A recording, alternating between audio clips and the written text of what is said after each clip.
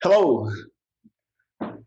In a series of videos, I want to share some principles to help us as we journey through life. Principles that will help us to make decisions, principles that will help us to look at some of the things that we think are important, to see that some of them aren't really as important as we thought they might be. But today, I want to look at a foundational principle, what I refer to as my life principle. It will help us to identify challenges in our life. It's a crucial principle in business. It's a crucial principle at school. It's a crucial principle in your workplace. It really is a life principle. This principle will help you make decisions. It will help you see what's important and what's not important. I call it the ABC principles. Attitudes combined with behavior produces consequences. To condensed, A plus B equals C. A plus B equals C. Our attitude is what we think, our worldview, it's what we believe. And they lead to how we behave. And combined, they produce consequences, good, bad, indifferent.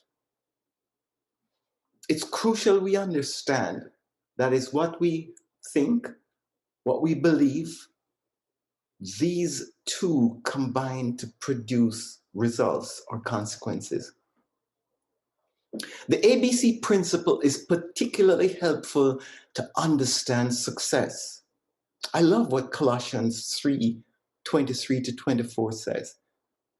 It's a beautiful success definition. It says, whatever you do, work as unto the Lord. It's the Lord Jesus you are serving. Whatever, in other words, everything you do. Building on this foundation, I have developed 4 components for success. Success has 4 components. The first component is we should be our best in everything we do. Whatever we do, any task we take on, at home, at work, let's be our best. We cannot do better than our best. If you're a student, your best is going to produce a grade.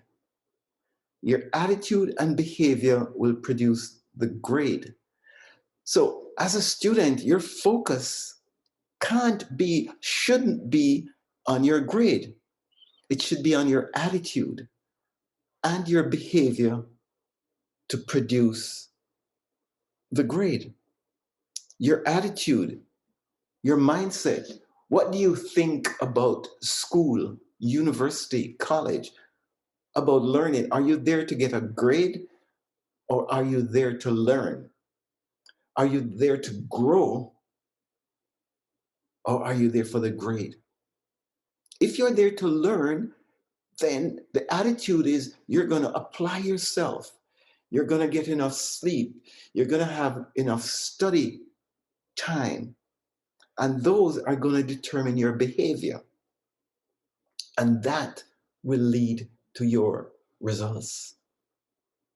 The second ingredient for success is use all available resources that exist.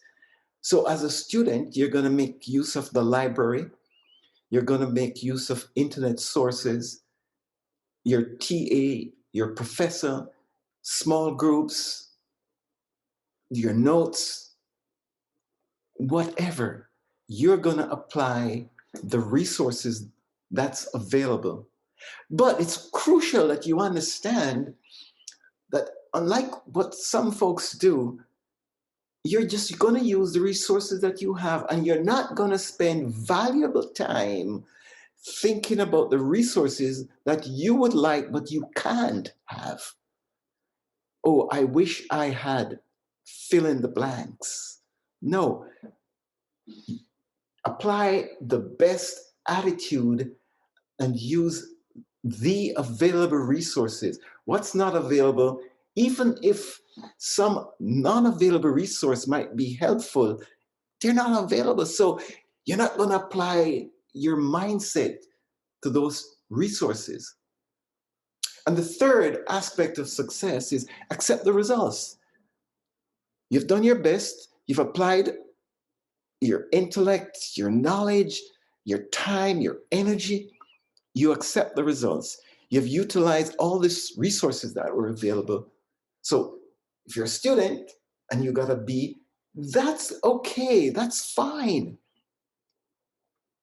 And the fourth and the crucial success input is learn from the results to apply them next time, either in the identical situation or something similar. So you're a student and you got a B. Complaining about the B isn't the issue. The first thing you want to say is, did I do my best? And I recommend having a notepad or a file, a computer file, or something on your mobile device, and you make a note. I could have improved in A, B, these areas. You make a note of that. And then you say to yourself, why didn't I do my best in those areas? And again, you make a note. All of this is learning. You're learning from what happened, having accepted the results. You want to learn from the results. Then you say to yourself, did I use all the available resources? And you say, no, probably I should have spent more time at the library. Probably I should have spent more time on the internet doing research. Probably I should have reflected at some time with my TA or my professor.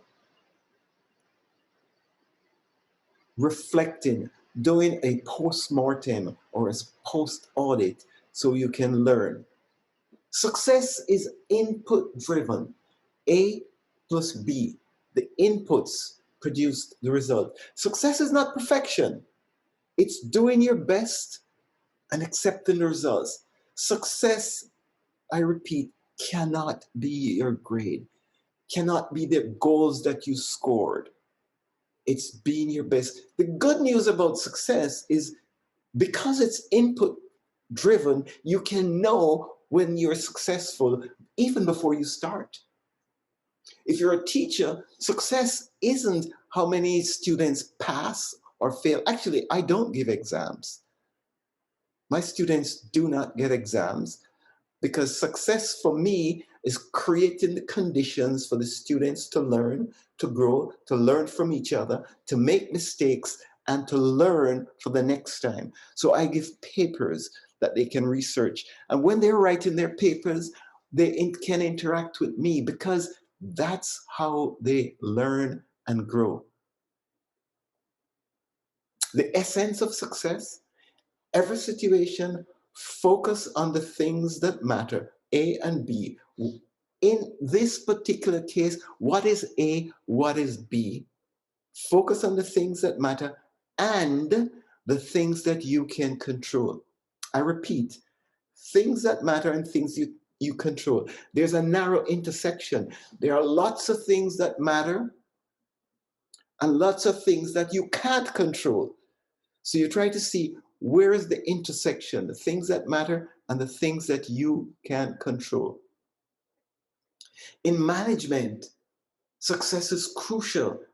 It's not the profits, it's not the cost, it's the inputs, it's the things, what I call the cost drivers. If you're a manager, your goal is to try to identify the things that matter and the things that control. Mostly, your goal is to identify the people, to train them, give them responsible authority, and let them be the best that they can be, and you guide them. That's what Marriott Hotel, FedEx, Southwest Airlines, and others who put employees first, customers second, and shareholders third.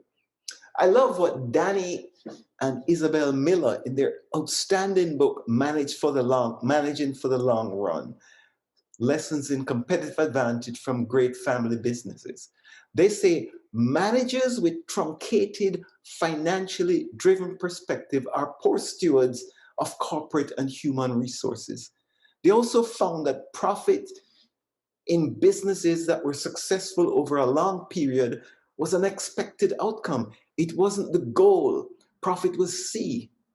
And they also found that growth resulted from focusing on a mission, not on profits. The ABC principle will help you identify challenges, roadblocks. The ABC principle will help you to identify the things that matter and the things you should control. Thanks for listening, and I pray that you would reflect on these points and ask the Lord to show you how you can incorporate them in your lives. God bless.